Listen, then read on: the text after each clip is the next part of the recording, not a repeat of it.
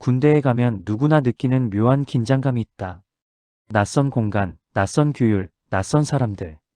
그리고 무엇보다 사람이 떠난 자리에 남는 정적. 내 친구가 배치된 곳은 산속 깊은 곳에 위치한 작은 GOP 부대였다. 낮에는 쉴 새 없이 울어대는 매미 소리에 묻혀 잘 느껴지지 않았지만 밤이 되면 완전히 달랐다. 어둠이 산을 집어삼키면 초소에서 바라보는 숲은 그저 끝을 알 수 없는 검은 바다처럼 느껴졌다.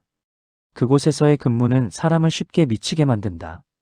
가끔은 무전기에서 잡음 섞인 목소리가 흘러나오고 멀리서 발자국 소리가 들려 확인해보면 아무도 없고 심지어 고요한 밤중에 창문을 두드리는 소리가 들리기도 한다.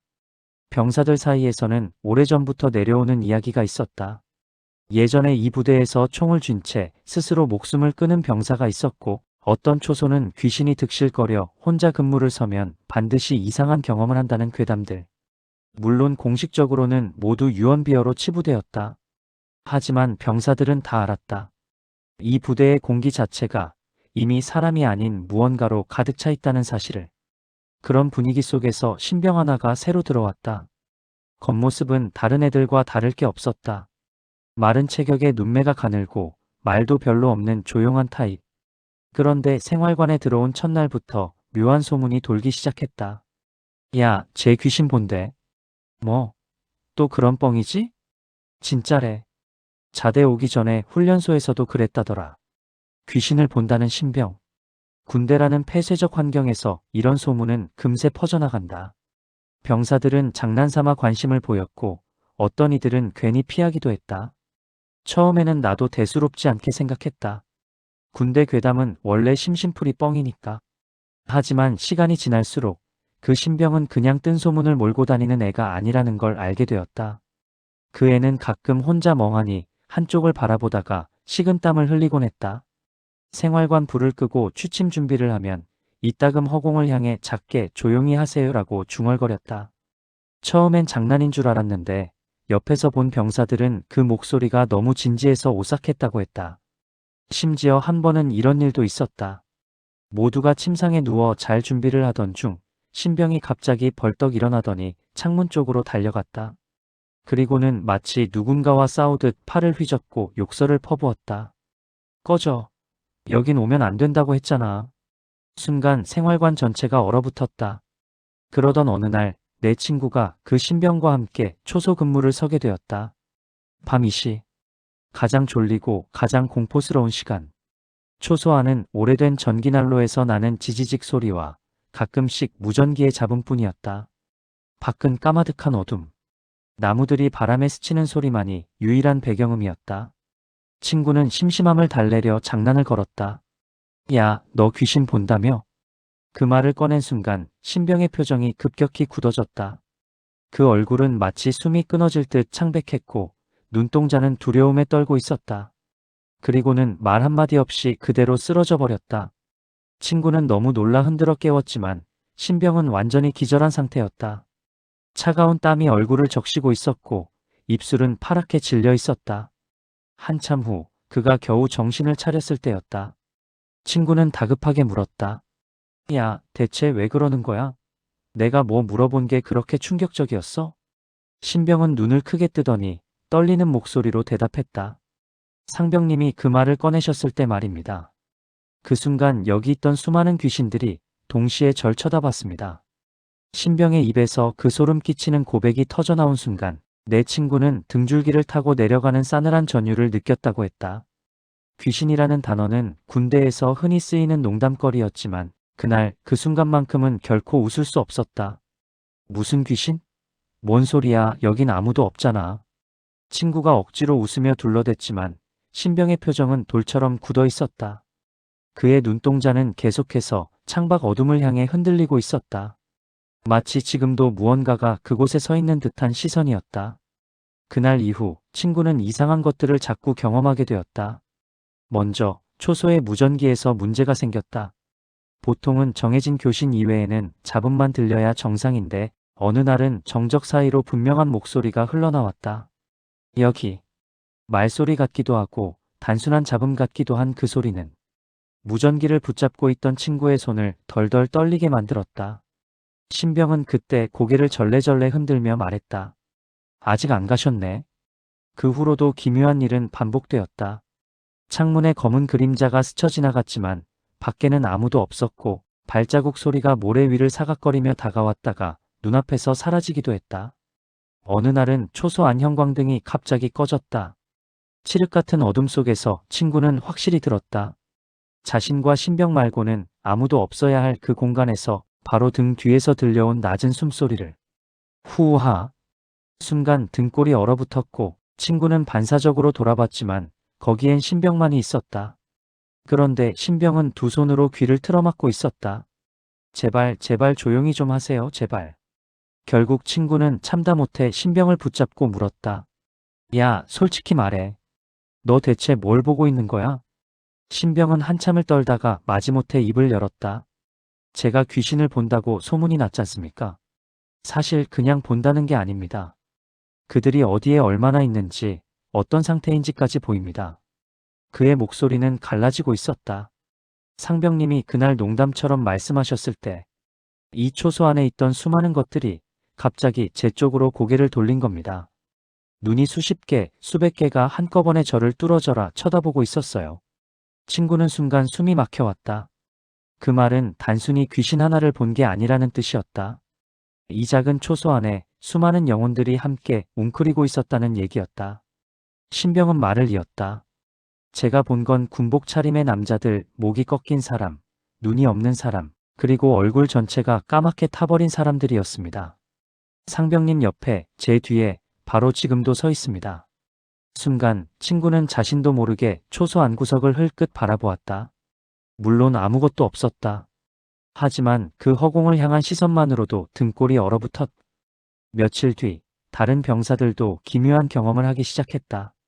생활관에서 자다가 누군가 이불을 잡아당기는 느낌을 받았다든지 불침번이 순찰을 도는데 분명히 비어있어야 할 복도 끝에서 군복 입은 병사가 서 있는 걸 보았다든지. 이상한 일들은 점점 늘어났고 신병은 갈수록 더 초췌해져 갔다. 그는 거의 잠을 자지 못했다. 눈밑은 시커멓게 파였고 밥을 먹다가도 허공을 응시하며 젓가락을 놓았다. 그럴 때마다 그는 혼잣말처럼 중얼거렸다. 여기 너무 많아. 왜 다들 여기로 오는 거야? 시간이 흐를수록 신병의 상태는 눈에 띄게 악화됐다. 그는 점점 말수가 줄고 눈빛은 늘 공허했다. 밤마다 잠에서 깨어 식은땀을 흘리며 제발 제발 가지 마세요라며 울먹이기도 했다. 어느 날은 저 못돼 갑자기 바닥에 무릎을 꿇고 머리를 조아리더니 보이지 않는 허공을 향해 떨리는 목소리로 말했다. 저한테 오지 마세요. 부탁드립니다. 여긴 사람이 사는 곳이에요. 지켜보던 선임들과 동기들은 기이한 분위기에 숨을 삼켰다. 분대장은 욕을 퍼부으며 끌어올리려 했지만 그때 신병은 분명히 허공을 가리키며 이렇게 소리쳤다. 왜 저렇게 많이 모여 있는 겁니까? 여긴 들어오면 안 돼요. 생활관 전체가 그 순간 얼어붙었다. 아무것도 보이지 않는 허공을 향한 그의 눈빛은 너무도 진지했다. 그날 이후 누구도 그와 가까이 자려고 하지 않았다. 심지어 불침번도 혼자 두는 걸 꺼려 2명씩 붙이기 시작했다. 그런데 더 섬뜩한 일은 따로 있었다. 신병이 혼자 중얼거리면 꼭 몇 초 뒤에 생활관 구석에서 낮은 웃음소리가 따라 나왔다. 누구의 목소리인지 확인해보면 병사들 모두 침상에 누워 눈을 부릅뜨고 있었다. 모두가 같은 것을 들은 것이다. 또 어떤 날은 새벽 점호 전에 병사들이 전부 동시에 깨어 있었다. 왜 다들 눈을 뜨고 있냐고 묻자 하나같이 이렇게 대답했다. 방금 누가 제 귀에 대고 속삭였어요. 깨라고. 그 순간 신병은 고개를 떨구고 웃었다. 이제 저뿐만 아니라 다들 보기 시작하셨군요. 그리고 결국 사건이 터졌다. 어느 새벽 신병이 배치된 초소에서 이상한 무전이 들어왔다. 잡음 속에서 끊어지는 목소리. 적 아닙니다. 사람 아닙니다. 이상 보고라고 하기엔 모호한 문장이었다. 상황실에서는 즉시 확인을 지시했지만 곧 무전은 완전히 끊겼다. 지원 병력이 달려갔을 때 초소 안은 텅 비어 있었다. 총기와 장비는 그대로 있었고 문도 잠겨 있었다. 그런데 신병은 흔적도 없이 사라져 있었다. 놀라운 건 CCTV였다. 기록에는 신병이 분명히 초소 안에 앉아 있었다. 그런데 어느 순간 그의 주위가 화면 노이즈처럼 일그러지더니 그 자리에 사람이 아니라 검은 형체들이 빽빽하게 들어차는 모습이 잡혔다. 그리고 화면이 깜빡거린 뒤 신병은 온데간데 없이 사라졌다. 남은 건 초소 창문에 희미하게 남은 수십 개의 손자국뿐이었다. 안쪽에서 찍힌 건데 마치 바깥에서 들어오려는 듯한 자국들이었다. 사건 이후 부대는 발칵 뒤집혔다. 군상부에서는 탈영으로 결론을 내리려 했지만 병사들은 모두 CCTV와 현장의 기묘한 흔적을 보았다. 아무도 공식적으로는 입 밖에 내지 않았지만 모두의 머릿속엔 같은 결론이 맴돌았다. 그 신병은 귀신들에게 끌려간 것이다. 그리고 문제는 그 일이 끝이 아니라는 점이었다. 신병이 사라진 뒤에도 초소에서의 괴현상은 멈추지 않았다. 오히려 더 노골적이 되고 더 가까워졌다. 밤 근무를 서던 한 병사는 분명히 자기 이름을 부르는 소리를 들었다. 뒤돌아보자 흙바닥 위에 군화 자국이 새로 찍혀 있었다. 아무도 걸어간 적이 없는 땅 위에. 또 다른 병사는 근무 중 눈꺼풀이 무겁게 내려오던 순간 옆에 앉아있던 선임이 귀에 속삭였다고 했다. 야, 너도 곧 데려간대. 그런데 곁에 있던 선임은 처음부터 말 한마디 하지 않았다고 했다. 신병이 사라진 뒤 부대는 겉으로는 아무 일 없던 것처럼 돌아갔다.